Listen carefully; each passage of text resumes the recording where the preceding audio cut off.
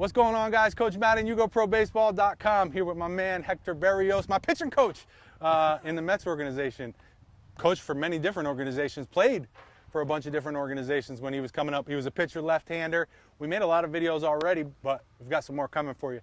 In fact, I want to talk about something that Hector created right here. It's called the Pro Command Target, something really cool, life-size catcher. The gloves are the right size, something in the world of velocity and technology. And we're talking about everybody trying to throw 100 mile an hour. Command is overlooked a lot of the time, and I think is a really cool product. So definitely recommend you checking it out. Hector, you also got a book coming out soon. Yes. Can you tell us a little bit about the book? The book is called Unleash the Pitcher in You, and it's something that's a project that's taken me about 5 years to do. It's just a compilation of all of my experiences, my career, being able to teach young up-and-coming pitchers. And you know, now I look around, I see Stripling, I see Baez, Yimi Garcia, Sisto Sanchez, Ranger Suarez, Sir Anthony Dominguez. I mean, so many people that you touch that are in the big leagues that are recognizable names, but the things that you instilled in them that to this day when you talk, they call me every now and then, and we just go back and basically go to the fundamental stage where they started to get their understanding of what pitching is all about. So I put it all in a Unleash the Pitcher in You, and I'm really looking forward to having it be able to be shared amongst all the young pitchers. Well, you taught me a ton about pitching when I was when you were my coach, when we were in the Mets organization. And even just today, in the last hour or so that we've been talking, I've learned a ton of new stuff. So you're going to learn some stuff in this video and all the other videos we're shooting for you. So stay tuned and pay attention. In this video, we're talking about 4 catchphrases that can really, as a coach, I want you guys to steal this and use it with your pitchers because it's amazing information and easy to understand. And it's just a way for the pitcher to really grasp these ideas. Really cool. Talk about it and how you use it. Well, what I do in the professional level is that I have video guys that come to me and I'm able to ask for anything. It'll be at my fingertips. So what I do is that I chart the game, and in the charting of the game, I come across whether it's an 0-0 count and how the pitcher handled it, and now the next day I get video. And in that video, I'm able to put it all synchronized, not only of that pitcher, but all the pitchers that pitch. We all sit around in a powwow, be able to see it, and then they get to see, did they really locate the pitch that they thought they located in the first place?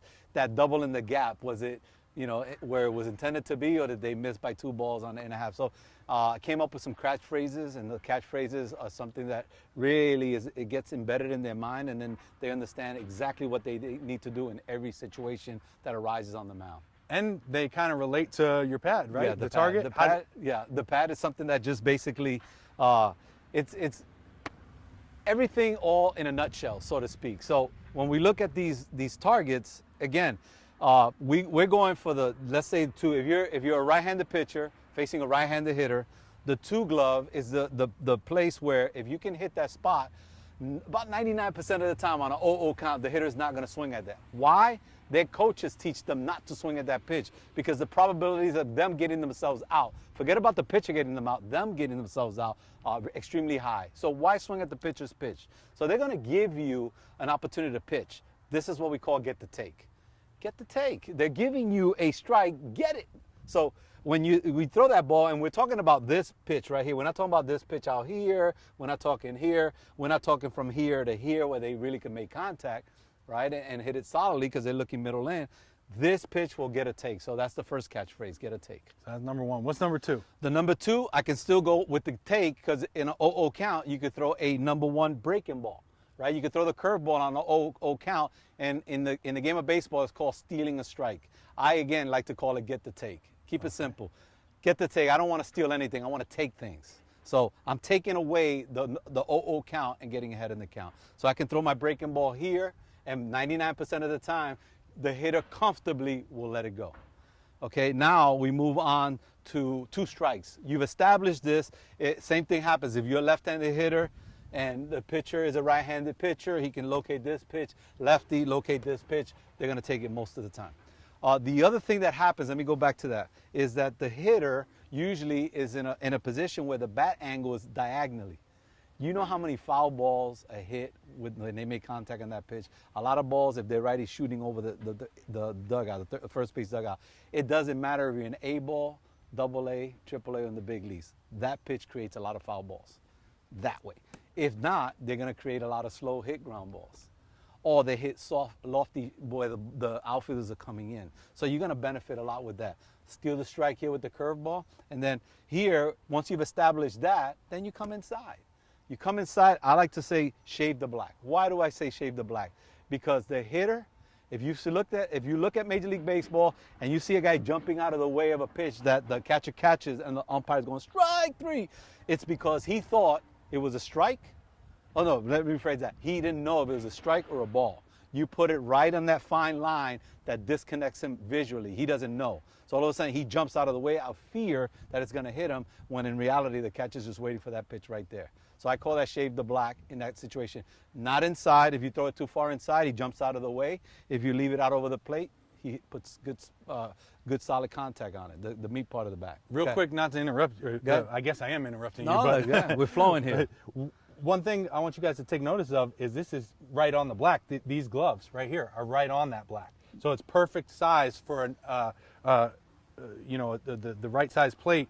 This is life size catcher, life size gloves, and these 2 and 3 are right on the black. Yeah, they were designed so the number 2 is the middle of the glove. So we're trying to throw inside of that middle, so we'll cover the outer thirds of the plate.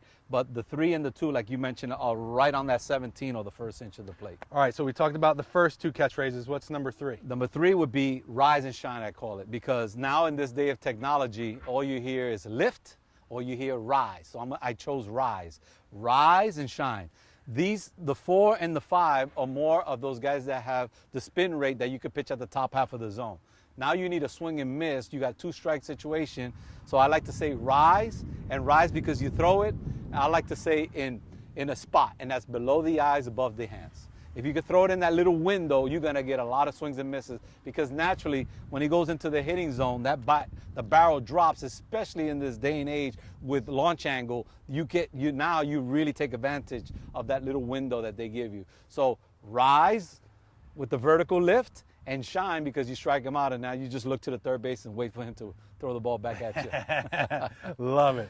So those are the first 3. What's the last one, number 4? I call it Niagara Falls, and it's because you're going knees and below. And again, every time we are striking out a guy, where you see a guy get the swing and miss, is because the big phrase is they tunnel the pitch. It starts in the zone, it stays in the zone, it stays in the zone until the last possible time, and then right here is where it starts to either go to the 6. Right? So from the 2 to the 6, that's Niagara Falls. Niagara Falls, waterfall, obviously it goes down steep, and that's what we want our breaking ball to, at the very end, go down very steep. So go over the names of the 4 catchphrases again, and then also why are catchphrases important to use as a coach, or why do you use these? Get the take, or steal a strike, some guys. Again, I don't like to use steal a strike. Shave the black, all right? Rise and shine, Niagara Falls. And the reason is because when you're able to convey the message to the pitcher, he's able to get a clear, painted picture that he can actually convey in his own mind to be able to execute the thing he wants to execute. And then once we talk about these execution, you take the mindset away from overthrowing, and it's precise pitching. And that's what separates Maddox and separates the guys that don't fit in that class. Okay, this guy is called a smart pitcher because he combines finesse with power, and this guy just completely stays on the power side. So this guy's always not going to be, he's just going to try to dominate you with force.